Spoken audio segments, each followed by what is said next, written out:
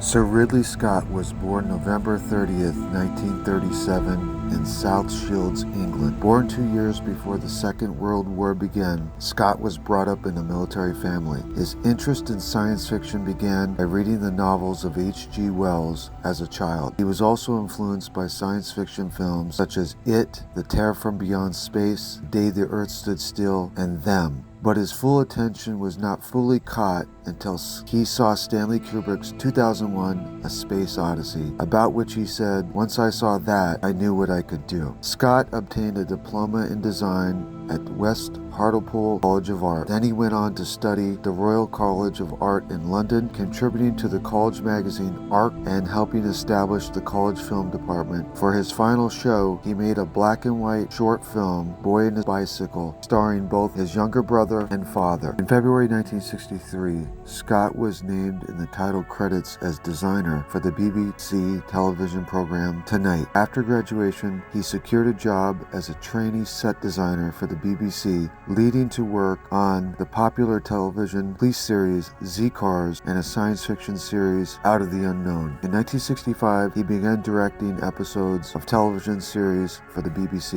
In 1968, Ridley and his younger brother Tony Scott, who would go on to become a film director, founded Ridley Scott Associates, RSA, a film and commercial production company. At this point, Ridley Scott has directed an estimated 2,000 commercials. Despite not making his feature film debut until he was 40 years old, Scott has directed 29 films in 48 years, and there seems to be no sign of him wanting to quit. Ridley Scott ranks among the highest grossing film directors, with his films grossing a cumulative $5 billion worldwide. He has received many accolades, including BAFTA Fellowship for Lifetime Achievement in 2018, 2 Primetime Emmy Awards, and a Golden Globe Award. He has been nominated for 4 Academy Awards. Ridley Scott was knighted by Queen Elizabeth II in 2003 and appointed a Knight Grand Cross by King Charles in 2024. Recently, 3 film author historians and 2 filmmakers sat down to honor the prolific, highly influential filmmaker Sir Ridley Scott. Micah Gallo, director of Itsy Bitsy, and I've worked in a variety of visual effects capacities and color correction on over 40 featured films. Anyway, good to be back, Terry. Excited to talk tonight about Ridley Scott. I'm Larry Knapp. I am a film studies professor over at Oakton College in the Chicagoland area. I am the editor of Ridley Scott Interviews, which is why I'm here,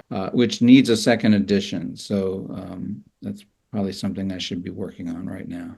I've written 18 books on the cinema, on movies, and they sort of go into different categories. I started out with 4 books on the crafts, editing, production design, sound, and cinematography. Then I moved into biographies. I also did Scorsese, Gus Van Sant. The thing that I do is books like I have an independent encyclopedia of independent filmmaking in America. It's a lot of stuff. There's 2 books I'm really proud of. The Kubrick one, the Kubrick biography, but the 2 books that I did about becoming film literate. I originally wanted to do a canon, and then I got talked out of it, luckily. Then these books, everyone has a story, everyone has a way of presenting something that's part of the filmmaking process. My name is Ian Nathan. Obviously, I'm English. What I write on my kind of CV is author, presenter, and now filmmaker. I've written over 20 books about my favorite filmmakers, among them Spielberg, James Cameron, Ridley Scott, and about some of the movies they've made. I present a classic movies show on Sky Arts in the UK. And now I'm a documentary maker. I've made Aliens Expanded, which came out this year, and now I'm hard at work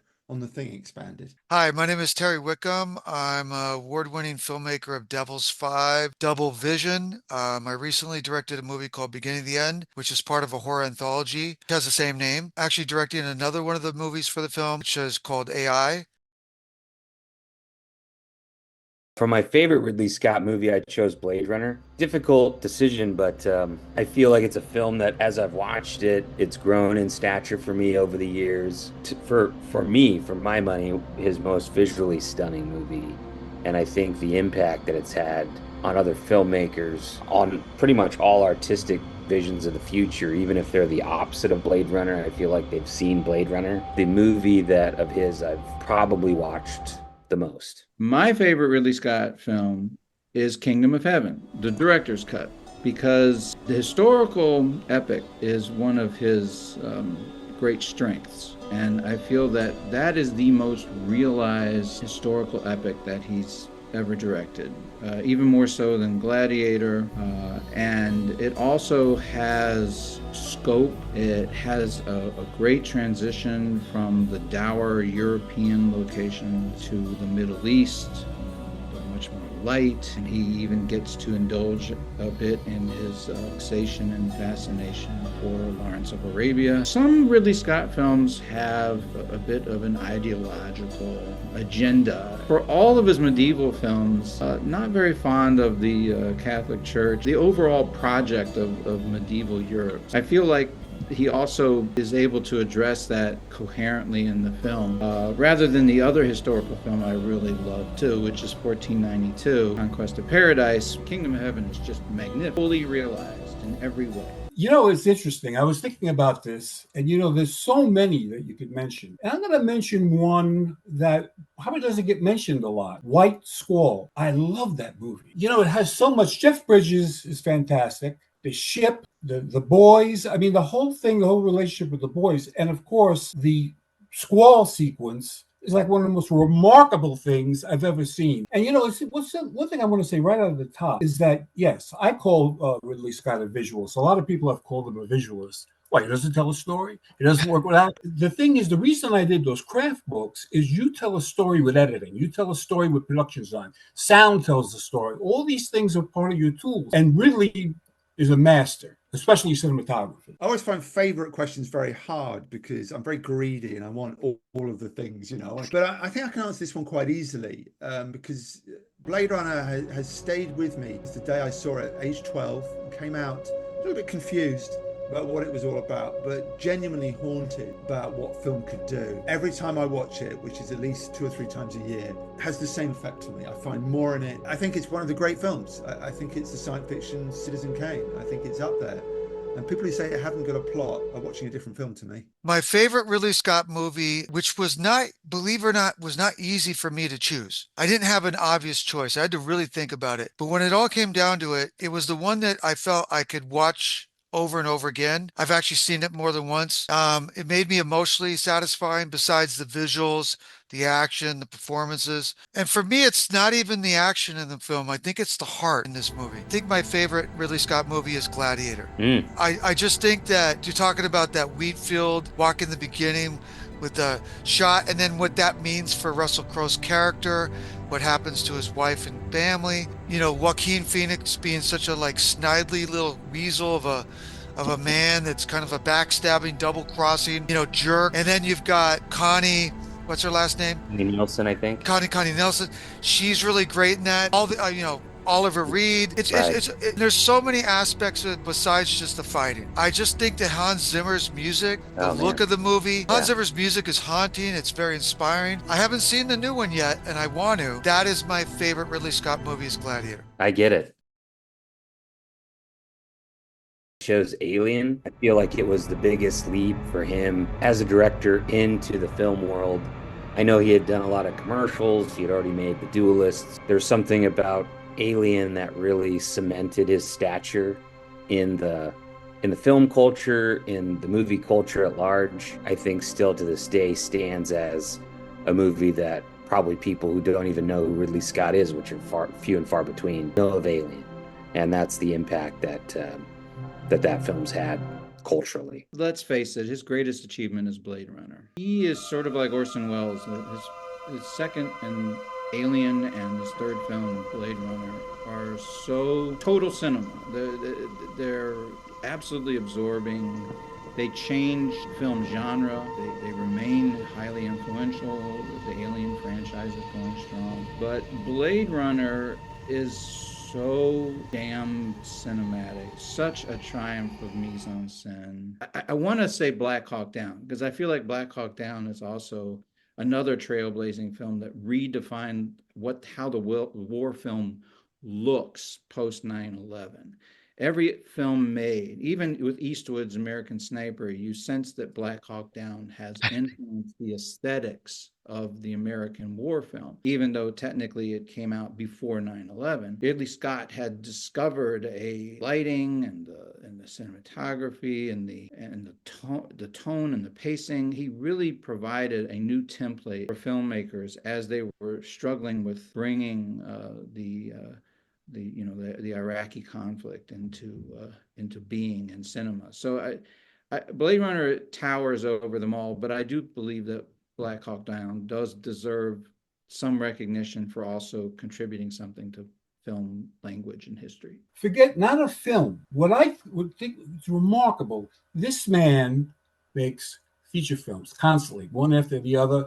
He's planning. He's running a company, shooting commercials. That's what's remarkable about Ridley Scott. Offhand, I can't think of anybody who's quite like that. And the skill is there in every case. You know, he supervises his children run a company, but he works with them. It's like, I believe he doesn't sleep very much. And he's up there in years, right? Oh, And yeah. at night, he's a cinephile. Yeah. Like Kubrick, like Scorsese, and a few other people. It's what he knows about film is amazing because he loves it. Not everybody who makes movies love movies. And that's what I think the crowning achievement is. Not so much a movie, because the Blade Runner, if that's not an achievement, I don't know what it is.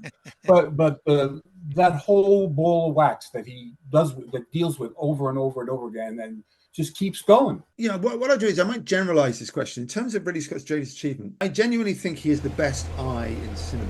I think he is the most extraordinary visualist and you ask any of his sort of peers, James Cameron or Steven Spielberg, they would go, you cannot compete with Ridley's eye. You can just see it. So even the films you may not think are so good, G.I. Jane, say, or White Squall, they are still visually extraordinary. So I think his greatest achievement is to elevate the idea of the visual medium, to elevate the capacity of film to be so beautiful, and in very dark ways, in very dark places he takes us to. His creation of worlds visually is peerless. Wow, that's another tough choice because there's so many choices you could choose from, whether it be Blade Runner or Thelma Louise, or you could look at all these other films, Kingdom of Heaven. The one that I think is, when I look at it from a scale of a director, all the things that he had to juggle, and then most importantly, this story has such a such a big story, and he, unlike someone like Michael Bay, who you can't understand what's happening with the action, unlegible, he's so clear with the story. Must have had a 500-person crew shooting in multiple countries, but I think his crowning achievement is Black Hawk Down. I just think it's magnificent. I think it's so watchable. I think the performances on so many different levels, all those different actors, so great, completely understand it.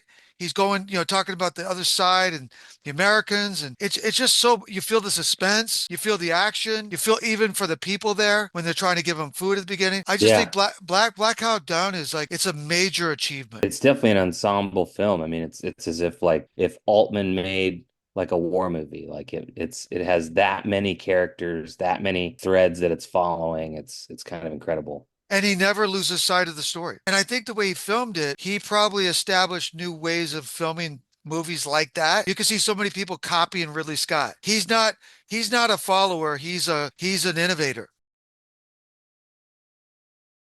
Ridley Scott's most interesting film, I went with Black Hawk Down. It jumps around to all these different stories and characters. I think everyone turns in a really strong performance. I think stylistically, the style that he established there, you even see in a way, in kind of like Michael Bay's 13 Hours. It just, I think, for a film of that type, it's really interesting, has a great story, and a really fun style that fits with the action. So in hindsight, I actually found All the Money in the World to be really enthralling the second time around. I think when it came out, we all sort of dismissed it because of all of the issues with Kevin Spacey. And I think the extra textual, production history overshadowed what I think is a damn good movie. Also for Ridley Scott, again, I always get the feeling that despite his, success and being knighted, and that he doesn't really want to be a part of the elite. And his treatment of Getty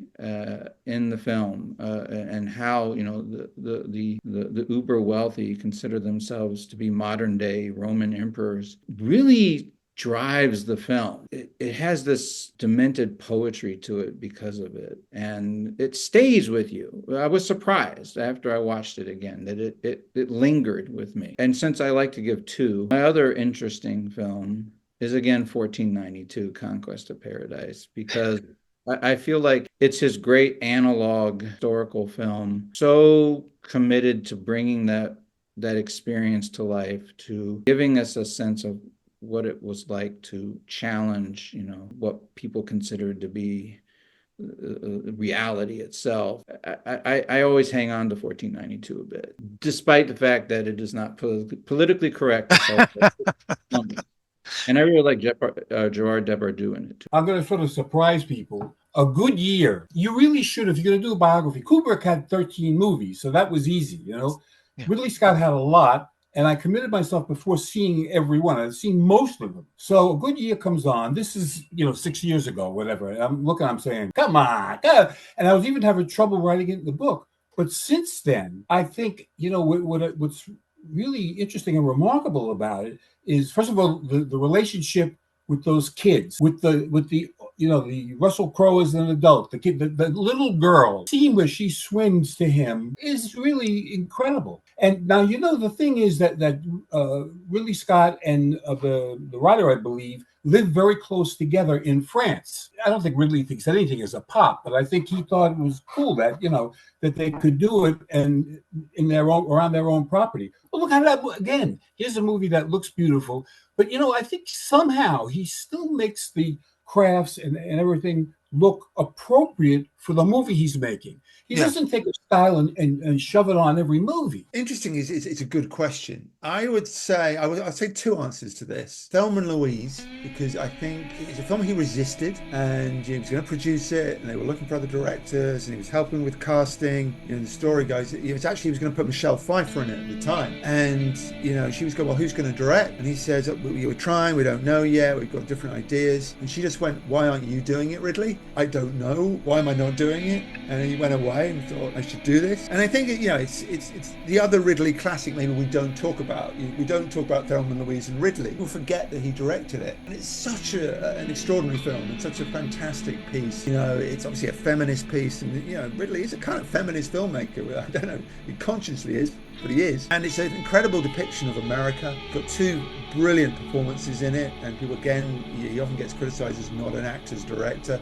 Again, nonsense. Two fantastic performances in it, and it's a film that just has so much to say, I think, at a time when he was still quite early in his career, and he was still sort of building up who he was. The other film I think is really interesting and neglected is 1492, Conquest of Paradise. I think it's a fabulous film. I understand there are flaws, and I think the third act kind of gets a bit confusing. And I think he would admit that too, I believe, and it hasn't emerged. There's a 4-hour cut to 1492. Wow. That he's got, and I would love to see it, because I think you would sort of settle that down film into the masterpiece it needs to be. But again, texture, it takes you into the kind of medieval age. He puts you there, and you can feel it, and you can feel the arrival, in the tropics, kind of veil of mist kind of pulling back. There it is, Columbus is right. It's just an extraordinary film. Yeah, it may be sort of overbearing at times, but no one else can do that, And so I would take 1492 over so many other films. That was also another tough choice, because there was a couple ways I could have gone. I know a lot of people would probably choose different than I would. I could argue,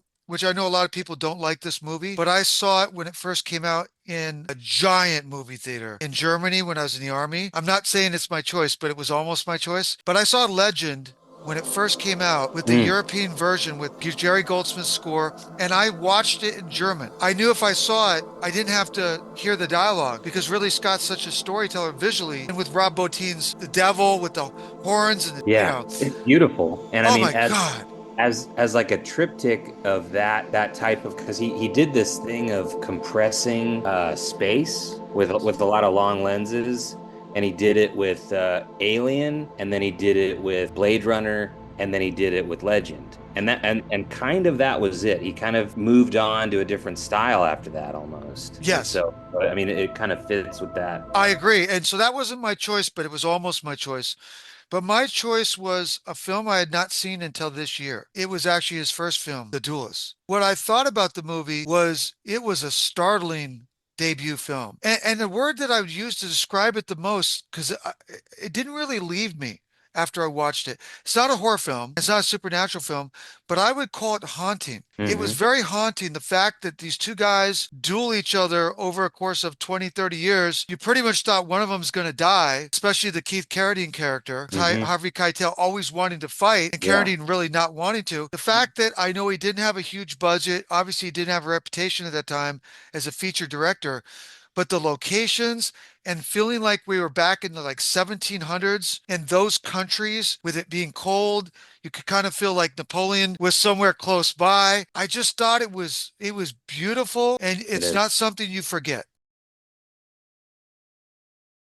So for the most underrated Ridley Scott film, I went with G.I. Jane. I think it's a film that at the time maybe even kind of got a lot of flack for not being very good. I disagree. I think it's really interesting from a feminist perspective, even if it's on the nose. I think it's really interesting. It's a good, from what I know of it, mostly truthful story. And I think it's a, brave performance from Demi Moore. Just overall, I think it's an underrated movie. Is a good year. Again, watching it a second time, because it's been a while since I've seen it, I have to admit that it is his one romantic comedy, charming. And also Russell Crowe is charming. And it feels more European to me, like it's one of his British films with Albert Finney in it as well. And, also just the French countryside and the aesthetics with that. And I feel like he's relaxed. He's on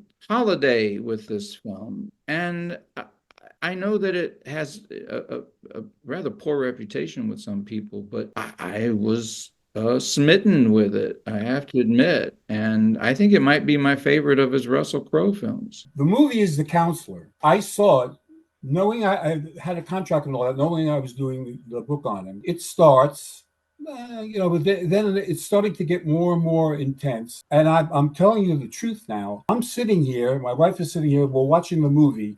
When Brad Pitt gets killed with that bolo thing, I was looking at the floor.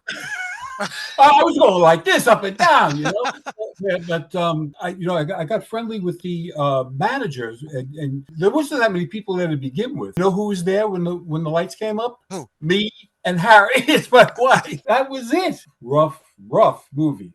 Yeah. He always wanted to do something with Cormac McCarthy. Back in the day, I was a real big Sam Peckinpah fan, and I could watch Wild Bunch, over and over again. But there's something about that scene, and I guess the sound also. But it's like you say, let me know when it's over. I mean, it's really so, I think in that way it's underrated. Whether I'm telling people to go out and see it, it's really, I always say this, whatever it is, it's up to you. What do you think? If you don't think you could take it, if the guy who wrote the biography was looking at his feet, and to tell the truth, really at one point, I watched it several times, just Brad, Oh. Wow. Well, now I've already used up 1492. Which probably would have been my answer to that. I would go with, the one you've already mentioned, which is Legend. In a sense, Legend completes a trilogy of fairy tales: Alien, Blade Runner, Legend. And they're all fairy tales in their own way. Different sort of contexts. It's a haunted house bogeyman story. It's, the story of kind of godlike, sprite-like creatures returning to Earth and getting sort of trapped and hunted. And then, of course, the more direct fairy tale of Legend, with this kind of bringing to life a really classical kind of Grimm Brothers sense of fantasy, not, Tolkien-esque grandiose fantasy, but this kind of very rare texture. And I think, Tim Curry as Death, Darkness, it's just a fantastic creation, tragic, as well as terrifying. The devil incarnate, but he's Lucifer fallen, so these kind of religious overtones it has to it. Yeah, it's kind of peculiar as well, but I always think peculiar is kind of a good quality for a film, because it stays with you. Things are a bit weird and strange. Okay, that's kind of strange movie. You're more likely to remember a strange movie than just a slick Hollywood blockbuster. Yeah, things were against Ridley. He has a big fire on set. There were lots of things that went against him. The film didn't do very well. But I love it as the completion of that trilogy. So I think it's very underrated. Wow, that was another tough one, but it became easy when I watched another movie for the first time this year. When I remember when I heard the name when it first came out, it sounded so generic to me, and that was Body of Lies. You know, that sounds like any popcorn Hollywood movie that's going to have espionage and spies, and, you know, CIA and stuff like that. But when I watched that movie, I was pretty much blown away. I thought that the actors were so great. Crowe, DiCaprio, Mark Strong, the girl that was the Jordanian nurse. I just thought Ridley Scott has really changed his style over the years. He's not a one-trick pony. He is adapting to different storytelling, and I thought the way he handled the love story in that film, which was very, very small part of it, was one of the most beautiful romances I've ever seen in any film ever. And what I mean by that is you would think with his brother being, you know, Tony Scott with kind of the hot, flashy photography in Top Gun or The Hunger, and, you know, even Ridley Scott's reputation, you would think that the sex would be such a focus. In that movie, it's like so innocent and it's not even like shown. And there's this respect between this Jordanian woman and DiCaprio's character. I really love that. I thought it was a breath of total fresh air. If you guys think that is like a generic movie, you're wrong. You should see Body of Lies. It's one of his best films.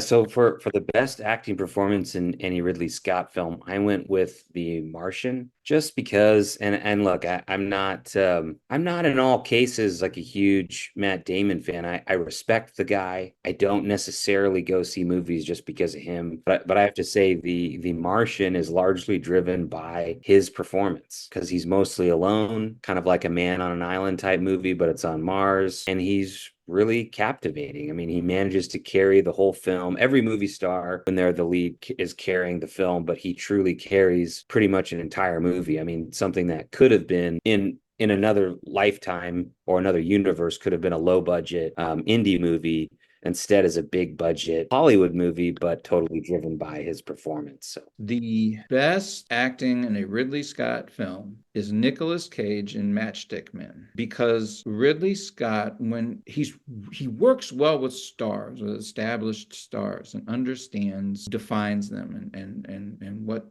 to exploit. I feel like Nicolas Cage is able to give one of his neurotic performances, almost, out of it, like Wild at Heart from like David Lynch, but it is fully integrated with Ridley Scott's contemporary aesthetic in the film, and sort of playing around with the OCD and the fact that this character is trapped in his suburban house. And I just feel like they're so in sync together in the film. And Nicolas Cage is so committed to the role, and he really gives a lot that he doesn't always give in other films. So that one really stands out for me. But if I may throw in a couple more, Harrison Ford is damn good in Blade Runner. Still, I remember at the time he was already looking very aggravated with being in the third Star Wars movie, and that would be a problem with some of his later performances. He is manifesting that character in Blade Runner, and you feel his weariness, you feel his exhaustion, you feel his pain when he's getting essentially a lesson in humanity from Rutger Hauer. So that performance, I feel, still stands out as a star performance. Again, how Ridley Scott is able to get Harrison Ford to commit himself in a way that he would later. I feel like the last Indiana Jones movie, he did that too, actually, finally. If you don't mind, I'm going to throw out Al Pacino in House of Gucci. What a just gloriously, he is so on, and he's just given everything he has, and you can tell he's relishing every line and loving wearing the outfits and just the whole setup, everything. Pacino is on, and Ridley Scott seems to be really happy that he's in his film. So I really enjoy Al Pacino in House of Gucci. Russell Crowe in Gladiator. He was awesome. I mean, it's a great script, which is important, and the other actors are important. But he was so strong in that movie. How he felt, going through the field, the weeds, and of course the gladiator scenes were really unbelievable. He's a very strong actor. I understand that they didn't get along together too well. And a lot of it had to do with Mr. Russell, I believe. And if he's hearing this, don't come after me. No, no, seriously, it was tough. It was a tough movie. The thing with the tiger, the fighting, the sword. People say, "Oh, I've seen Basil Rathbone do it," and it's easy. Yeah, try it. And it was. It's actually not Spartacus. Spartacus. That's what I called it. There's no way he didn't see Spartacus. And Kubrick announces Spartacus, but it's his Spartacus, and I think Russell Crowe. He won the Oscar. I hear people saying already, I was the Oscars. He was strong. This is really hard. There's so many films and there's so many kind of great performances. I might cheat slightly and again go for sort of two. One is Sigourney Weaver, and this would probably be my main answer because she carries that film, Alien, and she sort of really took the humanity of what was being portrayed, the idea of science fiction as a grown-up thing, a sophisticated thing, the idea it could be character-driven. It's a very 70s film in that sense. And I think a lot of that's down to Sigourney Weaver, and it was pretty much her first film. I know she'd done a sort of cameo beforehand. And she was up against, Ian Holm and Yaphet Kotto and all these kind of really strong actors, Harry Dean Stanton. Yeah, you get it. You get Ripley. She just gives it to her, and you feel everything with her. And of course, it became this extraordinary franchise and an iconic character. She was born in Alien, and I love the story that Ridley tells about. They were the 11th hour, and they hadn't found a Ripley, and the studio were getting a bit antsy. Scott thought he was going to be fired, and they were down to two names. They were down to Meryl Streep and Sigourney Weaver, who no one ever heard of. And Meryl had just gone through the death of John Cazale. She just said, I can't, I'm interested, but I can't do it. I'm emotionally not in the right place. So really, exactly one choice. And so he arranges to meet her in New York, and she's doing some off-Broadway. She's an hour late, and she sort of storms into this kind of room, furious because she'd gone to the wrong building, and she's just, Sigourney Weaver, completely upset. She dressed his head in sort of knee-high boots, looking ridiculous, I think, 70s way. And she's just irritated because everything's gone wrong, and she's almost sort of given up. And he just said, there was Ripley. She just walked into the room. I knew my kind of, all my worries were over. Obviously, got to go and make a film. But he saw it, and she was there, and it was as simple as that. But the other performance I always love to mention is Rutger Hauer in Blade Runner, because I just think it's poetry. I mean literal poetry when you come to the great death scene. The whole way through that film, I love the sense that, they're like children, the replicants. They're like infants. They almost sort of dance and they enjoy the thrill to it. They're like fairy tale creatures. And he leads that dance. He's so bizarre and so charismatic. And I love that idea of, Harrison Ford being sullen and moody and remote as the kind of hero, and then the villain being this kind of wonderful, more human than human character. This blonde hair and his eye. And of course, the greatest death scene in cinema. So, those words, and it's so moving. That is a performance and a half. It really is. I have to laugh because he's worked with some of the list of stars that he's worked with is probably longer than any other director alive. I mean, you're talking about, whether you go Sigourney Weaver, Harrison Ford, Michael Douglas, Al Pacino, Andy Garcia, oh my God, Russell Crowe, and the list is just Tom Cruise. I mean, it's crazy. This guy's worked with like everybody. Liam Neeson. I mean, the list is just so big. When it came down to me, it had nothing to do with the star power or maybe even leading role. I thought that Mark Strong's performance as Hani Salam in Body of Lies was so amazing. First of all, I didn't know he was English. You'd swear he was Jordanian. And I also didn't know he was bald because obviously they must put a wig on him. But holy crap, he came across as super intelligent, debonair, total respect, even though he's a Jordanian CIA type agent who's working with, DiCaprio's character and kind of resents Crowe's character as being this arrogant prick on the, in the CIA for the Americans. But I thought that Mark Strong was a guy that, you couldn't really trust, but you felt there was respect there. And he was so, he could have been James Bond. I mean, he was so classy. I thought he was amazing. That was my favorite performance in any Scott film. And think about that for a second. Yeah, now you're really throwing down the gauntlet because everyone's got to watch Body of Lies and see if they agree with you.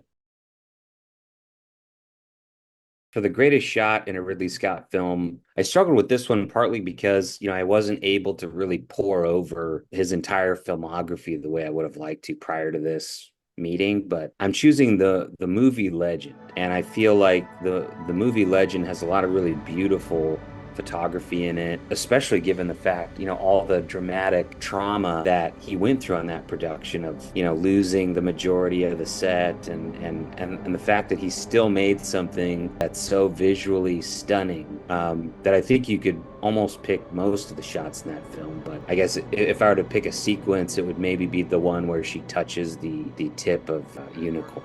The best shot in a Ridley Scott film remains the flaming eyeball close-up at the beginning of Blade Runner. With the music too. I mean, with Vangelis and, let's face it, I mean, it's one shot, but it's the contrast with the huge cityscape, and it sets up the entire film because it's all about this world that is dystopic world, and then how these individual human beings perceive what their place is in that world, what their humanity is. So that contrast sets up some of the themes right from the get-go. For me, very simple. First of all, in The Duelist, it's one of the shots in The Duelist. I remember seeing it. I think I saw it by myself, and I watched it. And at the end, I said, people, you could laugh at this. I said, you're going to hear from this guy. I'm going to follow this guy. I'm going to watch every movie I can by this guy. The shot is at the end with Harvey Keitel. Unbelievable. Yeah. And you see the thing with light. Yeah. Actually, when I did my book on cinematography, I originally called it chiaroscuro, which, light and dark. Nobody's going to know, but he understands all these elements. And, even that, you can say, well, the guy's from behind and all that. It's still acting. And the camera movement, like camera movements. Oh, my God. There's only a handful of people, like the people that you've had on the show. Well, certainly Kubrick, but certainly Cameron and others. That's a Ridley Scott film. So, how can you even pull one film down and go, what's your favorite shot? There's so many to mention. As I mentioned, the veil of mist being pulled back in 1492. There are shots in Napoleon that I think are mine, these sort of Renaissance paintings that are just stunning. There are sort of dust shots in Thelma Louise. But I have to come back to Blade Runner because it's the only answer I have, really. You want me to pull out one from this, the greatest visualist in cinema. And it's called the Hades shot. It's the opening credits, and you get the whole kind of stuff about, they call it retirement. You see the eye, and then it cuts to a wide shot, in fact, of Trumbull's model of LA. But when you're watching the film, you don't think it's a model. You don't ever go to that place. It's just this extraordinary wide shot. LA in 2019, but LA in some future, and you get that kind of glissando on the Vangelis score, twinkling noise that basically extends the image. The music is sort of drawing the image wider, and it's got a 3D quality with this craft. The spinners are flying out, billowing flame, and that's all you need to create the entire environment of Blade Runner. You just present that to the audience, and you go, got it. I'm here, I'm transfixed, dystopian, yet somehow it's beautiful and I want to go there. Just absolutely a mood setter like nothing else. In fact, you don't see a wide of LA again. You see the sort of spinner flying around a bit, but you never see a wide shot like that. And you don't need to, because it's so extraordinary, that Hades shot. And I think they call it Hades because of the flames going up. And it is, when you think about how they did it, and it's sort of cutouts and it's kind of infinitesimal amount of lights they put in. But I don't ever think about that when I look at it. It just strikes me, and I hear that music. I go, I'm back in Blade Runner. I'm back in the embrace of this world. And I think that shot, which is not in some ways a classic Ridley shot because it's a model shot, but it's absolutely stunning. I thought it was going to be harder because he's such a visualist, and I thought it was going to be harder. One of them just surfaced to the front for me, which was really easy after, and it's the last shot in The Duelist, where that character walks out onto that bluff or the cliff overlooking the river. The sky, the clouds are dark, kind of like a thunderstorm coming. The sun's coming through, Sun peeks out. And you're thinking Napoleon. You're thinking this is Napoleon looking out, and it's so powerful. The camera kind of moves in and then it comes out, and it compresses. It's so beautiful. It's a shot that you will never, ever forget. And it says so much without any words. That is just a startling piece of filmmaking. That's my choice. It is a beautiful shot. Yeah, so the greatest sequence in any Ridley Scott film was a no-brainer for me, and it's Gladiator, the opening battle sequence in Gladiator. The time, because I guess Gladiator was released in, I think, 2000, and Saving Private Ryan was, I think, 98 or 99. I referenced in my head because, the opening scene of Saving Private Ryan had such an impact on me. I'm sure it had an impact on a lot of people. But seeing that in the theater had a huge impact that I almost wonder if Ridley Scott was trying to give his version of that. It's totally different. It's not nearly as traumatic of an experience as Saving Private Ryan, but it's a really incredible opening battle sequence that kind of like Saving Private Ryan in a way. The whole movie is kind of downhill from that battle sequence. It's that good. And it's still the sequence that I would throw on if you want to test out your speakers or your awesome new projector. You would throw on battle sequence in Gladiator. And I could have chose Gladiator. I love the whole movie, so I could have chose it for a lot of the other areas, but I chose it for this sequence because I think it's a really amazing opening scene. Gladiator it's everything you'd ever want in a summer action movie. And Russell Crowe's performance, I thought about giving him the best performance. I think his performance is really something in that movie. That's the movie that made him a movie star, and there's a reason. I have a number of favorite sequences, so bear with me. First of all, I would argue that for about an hour in Black Hawk Down, that's one long combat sequence. Once they screw up the mission they have, and they have to start fighting the locals, and it just keeps escalating. And he doesn't. There are occasional cuts to the base and things, but they're only for a minute or two. So it just feels like one long sequence for an hour. Mm-hmm. That's why the film has been so successful, and watch it because it has that intensity. So it's just a never-ending sequence. Here's one that I haven't mentioned before, but I think the climax, the duel at the end of The Last Duel, brutal. Don't know who to root for. You are consumed by how it is anything but Ivanhoe, right? Again, it's one of his revisionist films. He really makes medieval Europe look pretty damn savage. So I think that's a really effective sequence, and that says a lot that he's still able to achieve these sequences even now. I'm also fond of. I'm not a big fan of Prometheus. I've always found it a bit antiseptic or something. But I always call it, I don't know if people use this nickname, but the abortion sequence in Prometheus with, let me make sure I get this right, Noomi Rapace, right? That is a very harrowing sequence. It's just uncompromising bit of business in a film that is otherwise not horrific or absorbing. But that one sequence for me just stands out. If I may, I would also like to mention Brad Pitt's decapitation in The Counselor, which is another sequence that is hard to forget. And if you don't mind indulging me, I have one more, and that would be Demi Moore cutting off all of her hair in G.I. Jane, the montage sequence. It feels almost like like Tony Scott is coaching him how to do it. Like it feels more like a Tony Scott sequence.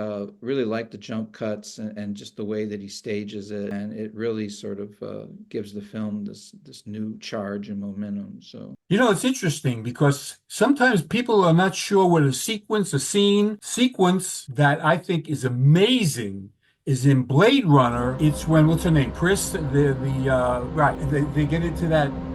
Becker gets into that fight and there's all that. I think a guy did that, if I remember correctly, dressed up. Yeah, that is one of the most amazing sequences of all time. Now, what's interesting? We're talking about shots also. The shot when she's on top of him and she's squeezing his head. Unbelievable. And the makeup. Now, when that scene starts and there's all the toys and stuff, that scene alone, I challenge 10 other directors to light that so it's that good. The lighting is amazing with all the toys. And there's a laugh. And Daryl Hannah was really good in that. Yeah, she did a great job. Yeah, there are fabulous duels in the Duelists. they show you his mastery. It's his first film. They show you his mastery. But in recent times, I want to go maybe a bit more recent because I've been talking about early films in his career. And when you make a film called The Last Duel, and for all its complexities of this Rashomon structure and all the things it does, you got to show a duel, and you got to show the audience the kind of stupidity of it, and you got to show them the immensity of it and the physicality of it. And no one, I think, out there gives you the physicality of action like Ridley Scott does. The kind of brute force of what it means to put metal against metal. There are numerous shots. And the guy was 84 when he made it. He's now 86. He's just made Gladiator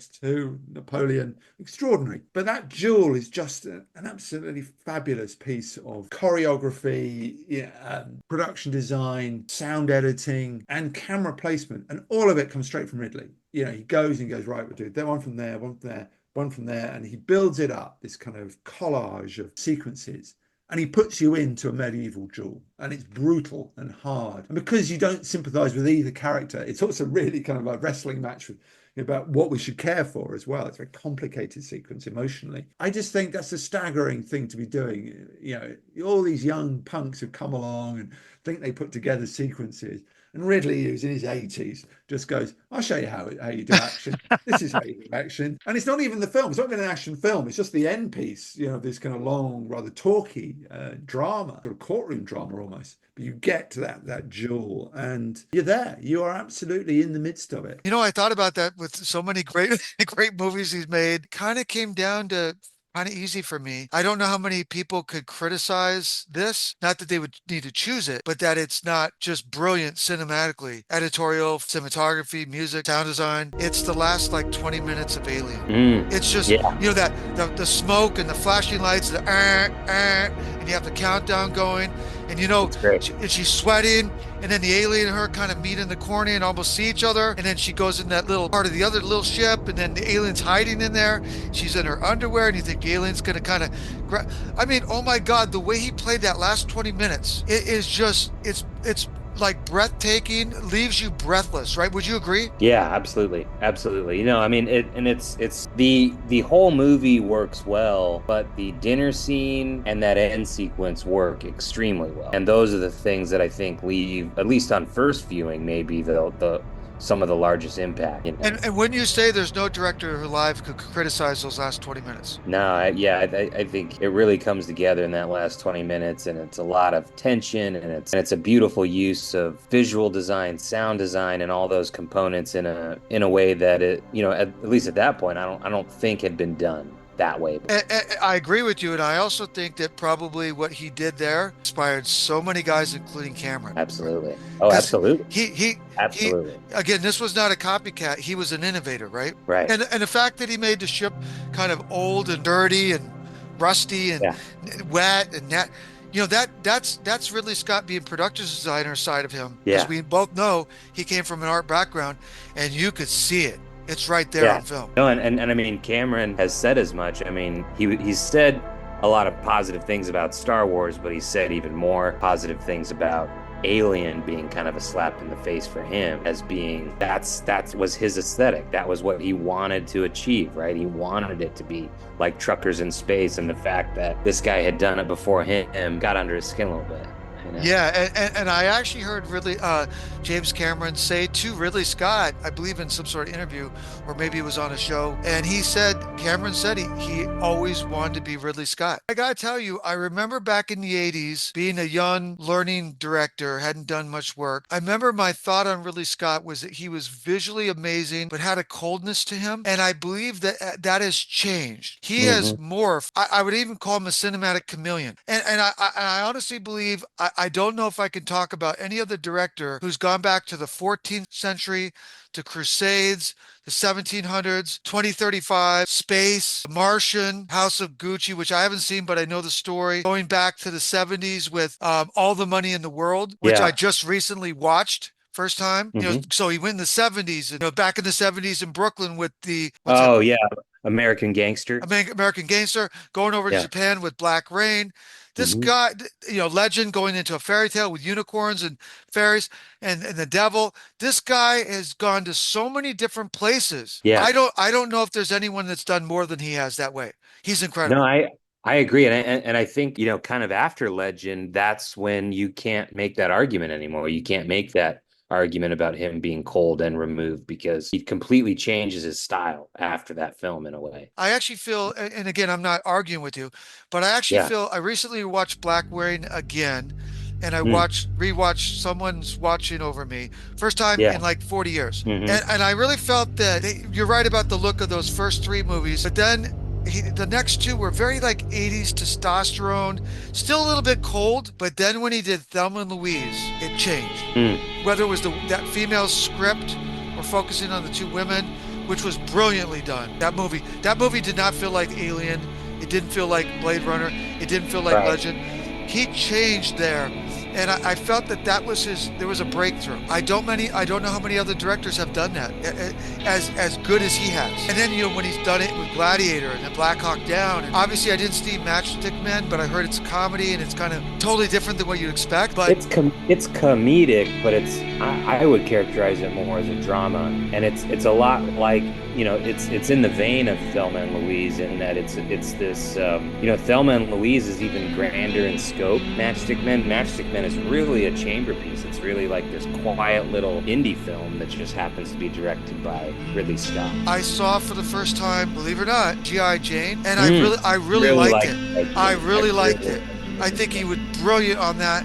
By the way, I love Kingdom of Heaven too. I thought that was brilliant. The one thing I think about Ridley Scott, you correct me if you think I'm wrong about this, even though he's 86 years old right now, which is crazy, I don't think there's been a director in the last 30 years that's made more movies than him. I think he's been the most consistent. Whether you like him, whether you saw him or not, this guy is making movies. Look, he just came out with Gladiator 2. Before that, he came out with Napoleon last year. This guy is like a machine. He makes movies. I give utmost respect. I guess you have to call him Sir Ridley Scott. You have to. He's knighted. You got to do it. I have the utmost respect for him. I think he's incredible, amazing.